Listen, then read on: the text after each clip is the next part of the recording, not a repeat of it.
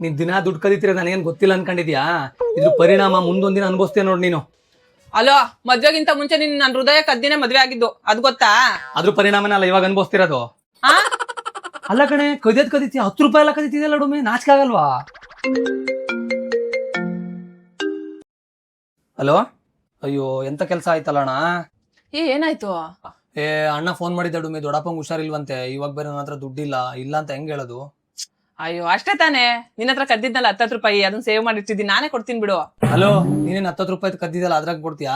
ಒಂದ್ 5,000 ಬೇಕಂತ ಎಲ್ಲಿನ ತರೋಣ?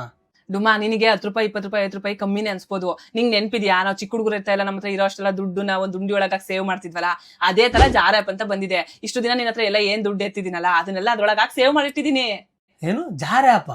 ಡುಮಾ, ನಾನು ರೆಗ್ಯುಲರ್ ಆಗಿ ಜಾರ್ ಆಪ್ ನ ಯೂಸ್ ಮಾಡ್ತೀನಿ. ಇದರಲ್ಲಿ ಡೈಲಿ ಬೇಸಿಸ್ ಅಂತ ಒಂದು ಫೀಚರ್ ಇದೆ. ಅದೇನ್ ಗೊತ್ತಾ, ನಾವು ಸೇವ್ ಮಾಡಿರೋ ಅಮೌಂಟ್ ನೆಲ್ಲ 24 ಕ್ಯಾರೆಟ್ ಗೋಲ್ಡ್ ಆಗಿ ಆಟೋಮೆಟಿಕ್ ಆಗಿ ಕನ್ವರ್ಟ್ ಮಾಡುತ್ತೆ. ನಿನ್ಗೆ ಏನಾದ್ರು ದುಡ್ಡು ಬೇಕು ಅಂತ ಅಂದ್ರೆ ನೀನ್ ಈಸಿಯಾಗಿ ನಿನ್ ಬ್ಯಾಂಕ್ ಅಕೌಂಟ್ಗೆ ವಿತ್ಡ್ರಾ ಮಾಡ್ಕೊಬಹುದು. ಓಹೋ, ಇಷ್ಟ ದಿನ ಅದಕ್ಕೆ ಪಿಕ್ ಪಾಕೆಟ್ ಮಾಡ್ತಿದ್ಯಾ? ನನಗೆ ನೋಡಿ ಕಷ್ಟ ಟೈಮಿಗೆ ಬೇಕಾಗುತ್ತೆ ಅಂತ ನಾನು ದುಡ್ಡು ಕದೀತಿದ್ದು. ಆದ್ರೂ ನೀನ್ ಪಿಕ್ ಪಾಕೆಟ್ ಮಾಡಬಾರ್ದಿತ್ತು ನನ್ನ ಹತ್ರ.